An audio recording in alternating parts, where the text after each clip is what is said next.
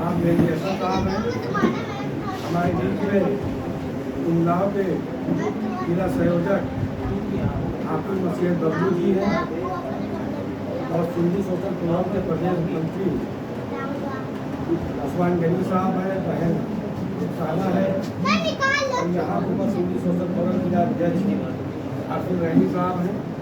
2-3 संगठन के लोग यहाँ पर हैं। मुस्लिम राष्ट्रीय मंच कलाम पाक हदीस और हुजूर सल्लल्लाहु अलैहि वसल्लम की जुनून पे काम करता है।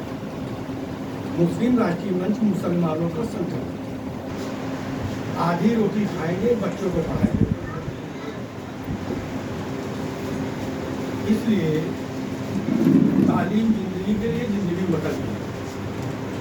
जितनी अच्छी चीजें हैं राष्ट्र के लिए, मुस्लिम राष्ट्रीय मंच अपने मुद्दे समय समय पर उठाता रहता है।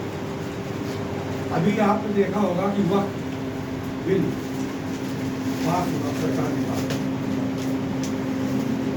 लोग कह रहे हैं छुए ले रहे हैं। आप बताओ कि लोग बैठे हो, वक्त से किसी को कोई फायदा मिला?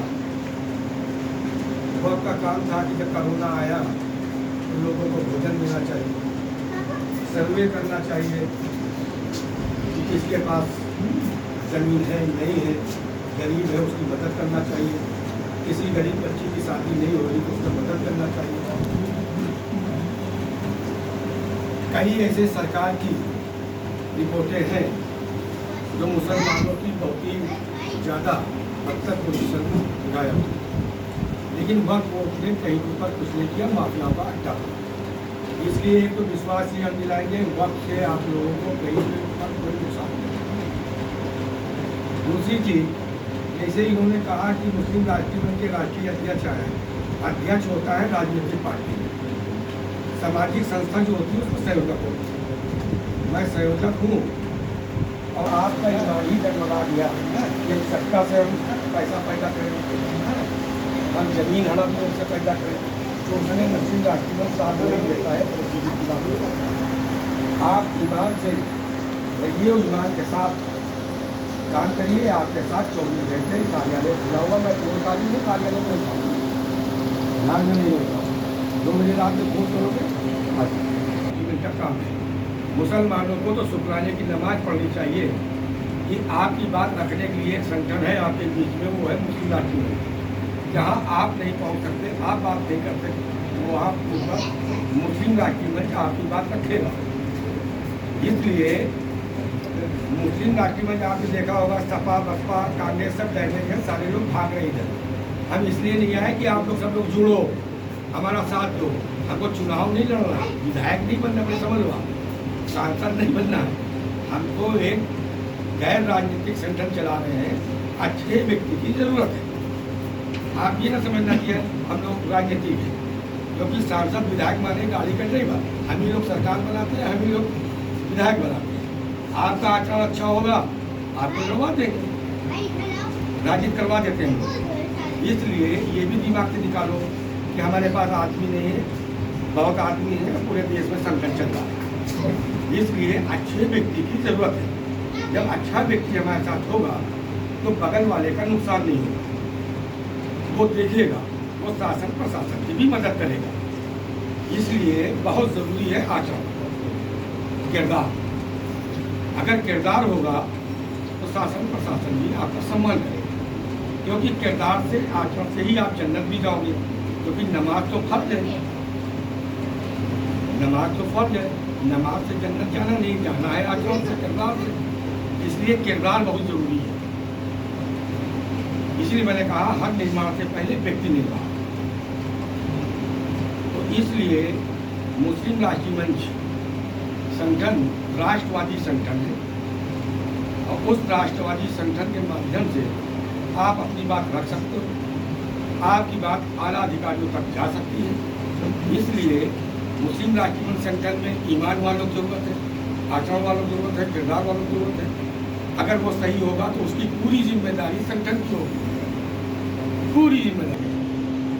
इसलिए मुस्लिम राष्ट्रीय मंच संगठन पूरे देश में राष्ट्रवादी विचारों पे काम करता है और समय समय पे मुद्दे उठाते रहता है मुस्लिम राज्य में, मुस्लिम राज्य में जो काम कर रहे हैं। एक चीज और है कि जब आदमी देखो कहना देखिए मुसलमान बारूद की ढेर पर बैठा, माफ कीजिएगा, और बारूद की ढेर पे आरएसएस ने मुस्लिम राष्ट्रीय मंच में नहीं दिखाया, आप स्वयं अपनी हरकत से करें। क्योंकि हर 10 आदमी के बीच में 2 आदमी गड़बड़ है, वो कैसे सही करोगे? तो सही करना चाहिए, क्योंकि मुस्लिम राष्ट्रीय मंच कुरान और हदीस की रोशनी में काम करता है। ये मैंने पहले ही कहा था, हुजूर सल्लल्लाहु अलैहि वसल्लम की हदीस है, ऐ मोमिनो जर्रे जर्रे में फैलो, कहीं कहीं तुम्हारी हुकूमत नहीं होगी, लेकिन वहाँ की हुकूमत का हुक्म मानना।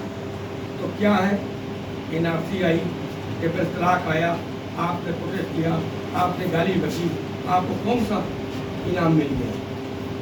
ये अगर हमारे खिलाफ खड़े हुए तो हुजूर सल्लल्लाहु अलैहि वसल्लम की शान में गुस्ताखी की, क्योंकि हुजूर सल्लल्लाहु अलैहि वसल्लम ने कहा कि हिंद के पूरब से हमको सुकून की ठंडी हवाएं आती हैं।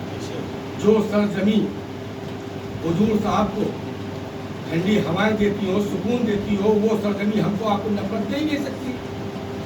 यही सोच करके मुसलमानों को सोचना चाहिए कि ये सरजमी हुजूर सल्लल्लाहु अलैहि वसल्लम को सुकून देती है, तो इस्लाम मजहब तो अमन का है, सुकून का है, तो इतनी नफरत कैसे आई? तो इसलिए नफरत नहीं होनी चाहिए। एक हदीस और है कि ऐ मुसलमानों, अपने सिजरे पे मुकम्मल रहना। सिजरा मीन्स गोत।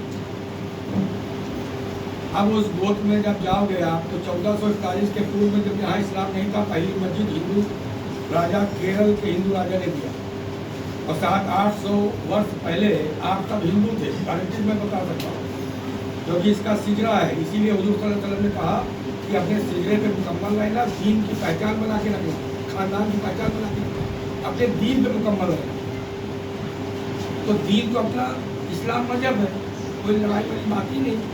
नमाज पढ़ो, रोजा रखो, ज़कात दो, सब करो, हज करो, लेकिन जब आप अपने सिजरे पे मुकम्मल रहोगे तो कहीं ना कहीं आप अपने गोत्र से जुड़ जाओ। अगर ये ठाकुर मसीहतुल्लाह बैठे हुए हैं, ये पठान है, गारंटी से इनका गोत्र जो है भगवान श्री राम से। ये नसीम रावत खड़े हैं, क्या नाम है? नसीम, क्या नाम है?